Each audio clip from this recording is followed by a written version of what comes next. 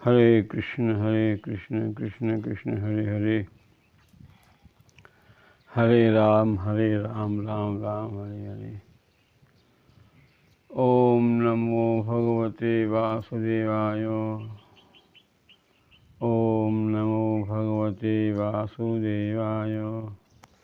ओम नमो भगवते वासुदेवाय। अज्ञानतिमिरान्धस्य ज्ञानाञ्जनशलाकया चक्षुरुन्मीलितं येन तस्मै श्रीगुरवे नमः। तृणादपि सुनीचेन तरोरेव सहिष्णुना अमानिना मानदेन कीर्तनीया सदा हरिः। ना धनं न जनं न सुन्दरीं कवितां वा जगदीशकामे मम जन्मनि जन्मनीश्वरे भवताद्भक्ति अहेतुकी त्वयि। अयि नन्दतनुज किङ्करं पतितं मां विस्मये भवाम्बुधौ। कृपया तव पादपङ्कज स्थितधूलिसदृश विचिन्तय नयनं गलदश्रुधारया वदनं गद्गदरुध्या गिरा। पुलकै नित्यं वपुकदा तव नाम गृहणे भविष्यति। वही है ना। हरे कृष्ण। चैतन्य महाप्रभु जी के मुखारबिंद से निश्चित तीसरा श्लोक हम लोग श्रवण कर रहे हैं। तीसरे श्लोक का भावार्थ से हम लोग श्रवण कर रहे हैं। तृणादपि सुनीचेन, भक्त को कैसा बनना चाहिए ये इसमें बताया गया है।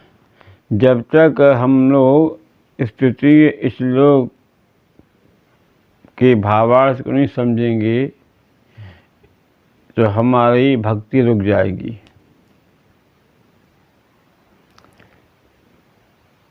सबसे पहला गुण है विनम्रता। भक्त को हमेशा विनम्र रहना चाहिए। कैसे विनम्र? तृणादपि सुनीचेन, तृण से भी लघु बनकर रहना है, तिनके से भी छोटा बनकर रहना है। जैसे तिनका सबके पैरों में जाता है, किसी से कुछ नहीं कहता है, परंतु तिनके में भी एक हल्का सा अभिमान है। तिनका पहले झुक जाता है, बाद में वो अकड़ जाता है।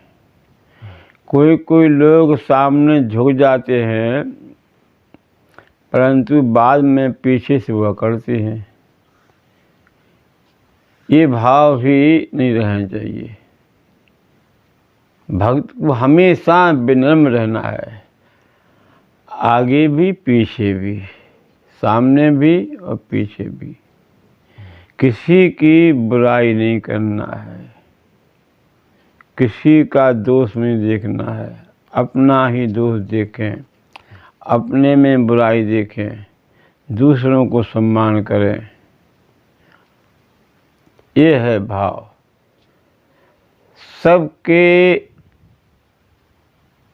सबकी सुनना, किसी बात का जवाब नहीं देना। सहनशीलता ये कहलाती है। तृण से भी अधिक सहिष्णु, दीनता।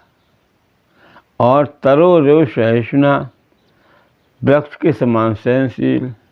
जैसे वृक्ष अग्नि आग सहता है, दोपहर में गर्मी के दिनों में कितनी धूप पड़ती है सब सहता है, दूसरों को छाया देता है। ठंडी के दिन में ठंड सहता है, दूसरों को गर्मी देता है। बरसात के दिन में बरसात सहता है, किसी से कुछ नहीं कहता है। इसी तरह भक्त को भी सर्दी गर्मी को सहना है। शीतोष्ण सुख दुख, समशीतोष्ण सुख दुखदा। शीत और उष्ण, सर्दी गर्मी में समान भाव, सब कुछ सहो। सुख दुख को सहो, दुख पड़ा है तो भी सहो, सुख पड़ा है तो भी सहो। सहनशील, कोई पत्थर मारता है वृक्ष को तो फल देता है। इसका भाव यह है, कोई गाली बकता है तो हमें क्या करना है, उसको मधुर वाणी रूपी फल देना है। मधुर बोलना है, वो भले गाली बक रहा है पर हम मधुर बोलेंगे, ये भाव। और अमानिना, मान देना, दूसरों को सम्मान दो, खुद मान की इच्छा मत करो। खुद मानना चाहो, दूसरों को मान दो। मान अपमान में सम, ये भक्त का लक्षण होना चाहिए। भक्ति में ये 4 गुरियों की माला पहनना है, कंठ में धारण करना है। विनम्रता, सहिष्णुता, अमानित्व और मान देना।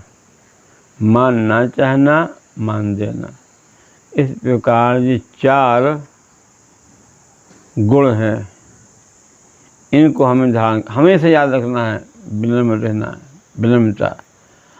सहनशील बनो, सर्दी गर्मी सुख दुख में मान अपमान सब सहनो। दूसरों को सम्मान दो और खुद मानना चाहो। ऐसा भाव जब आ जाएगा तब वह कीर्तन कर सकता है। कीर्तनिया सदा हरि ही, जो कीर्तन करता है उनमें ये 4 लक्षण जरूर होते हैं, तब कीर्तन का सही फल मिलेगा। नहीं तो वर्षों कीर्तन करते रहो, वर्षों नाम जप करते रहो, यदि हमें विनम्रता नहीं आई, सहिष्णुता नहीं आई, अमानिता नहीं आई तो सब बेकार है। मान, हम कीर्तन कर रहे हैं, लोग हमें सम्मान करें, बड़े भक्त हैं, तो सब बेकार हो गया। किसी की बात नहीं सहन कर सके तो सब बेकार हो गया। विनम्रता नहीं आई, सब बेकार हो गया। और ये सब आता ही है। हम लोग विनम्र नहीं बन पाते हैं, सहिष्णु नहीं बन पाते हैं, मान प्राप्त की इच्छा रहती है, मान दे नहीं पाते हैं। सबसे बड़ा दोष है ये। मान ना देना सबसे बड़ा दोष है। मान चाहना सबसे बड़ा दोष है। अहंकार सबसे बड़ा दोष है। असहिष्णुता सबसे बड़ा दोष है। इसलिए भक्ति में यही सबसे बड़ा बाधक है। ये तीसरा श्लोक सबको अटका देता है। इसलिए हमेशा याद रखो कि चैतन्य महाप्रभु के द्वारा जो बताया गया है ये श्लोक, इस पर ध्यान देना है। और सारे भक्तों की गाड़ी यहीं अटकी हुई है, इसी श्लोक पर। इसलिए आप लोग जो भक्ति में आए हैं सबको ये ध्यान देना है। हरे कृष्ण कृष्ण कृष्ण हरे हरे, हरे राम राम राम हरे हरे।